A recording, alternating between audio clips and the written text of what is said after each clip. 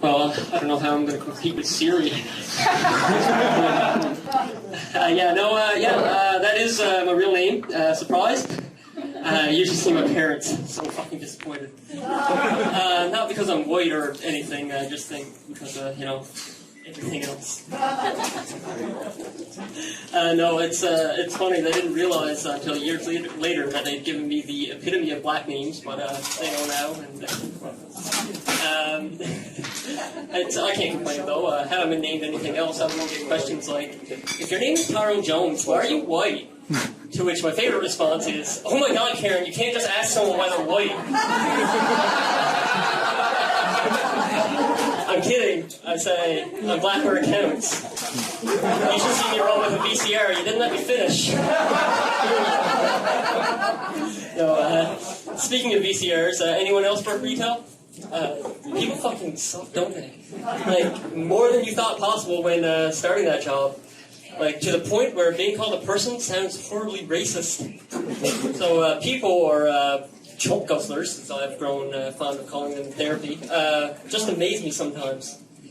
For example, I'm dealing with one of those new-aged hip moms, and we have a crib in espresso that she just has to have in black cherry. And what do I get every goddamn time? Oh, I couldn't possibly.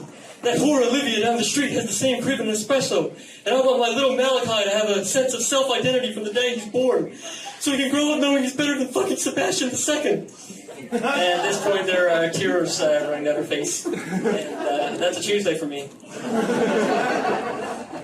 Speaking of mothers and making babies, it's a fucking epidemic, making babies. Like, that's right, we call it an epidemic. To call it anything else is more naive than thinking that fetch is going to happen. It's been 12 years, Gretchen. Stop trying to make fetch happen.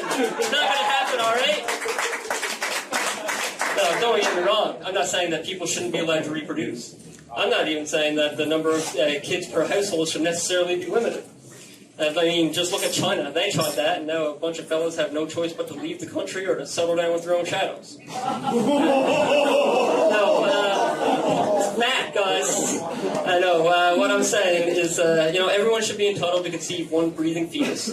But after that, you have to adopt one together. So it's sort of like one from you, one from Africa. One from you, one from Asia. It's kind of like the U.S.'s trade policy on machinery. And, God knows they have no shortage of power tools. Heck, they're in such excess that a power tool is running for president. Did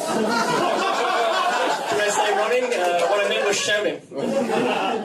Which brings up another point that I got to come across as a fucking jackass to start talking about, so here it goes. What the hell, America? You need to learn from your greatest modern-day heroes and start a goddamn civil war. And you need to do it before the polls close on November 8th.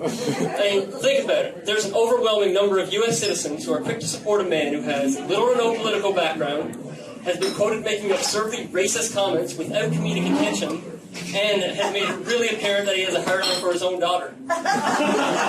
Sure, I can see why states like Alabama or Missouri could be on board with this. But he's leading the polls in places as far north as North Carolina.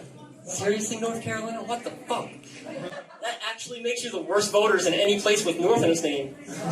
Sure, North Korea may only have one name on the ballot, but at least its citizens are taking all candidates into consideration. You guys have options and are still picking the worst one. Speaking of North Korea, did you guys know? Get ready for this one. Kim Jong-un could drive at the age of 3? That's fucking incredible. Considering he was 3, and the fact that he's a crazy person. That was funny.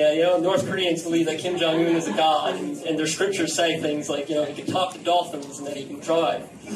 And North Americans, we have a god that has scriptures that says, equally ridiculous things, such as, Elisha went up to Bethel. As he walked along the road, some boys came out of the town and jeered at him. Get out of here, Baldy, they said. Get out of here, Baldy. He turned around, looked at them, and called down a curse on them in the name of the Lord. Then 2 bears came into the woods and mauled 42 of the boys. If you don't believe me, please turn to 2 Kings 2:23 through 25 in your pocket Bibles, and you'll find that my facts check out. All right, well, that's it for this sermon. Please well be passed around momentarily for reflection. Please welcome back my third favorite porn star, Miss Veronica Diamond.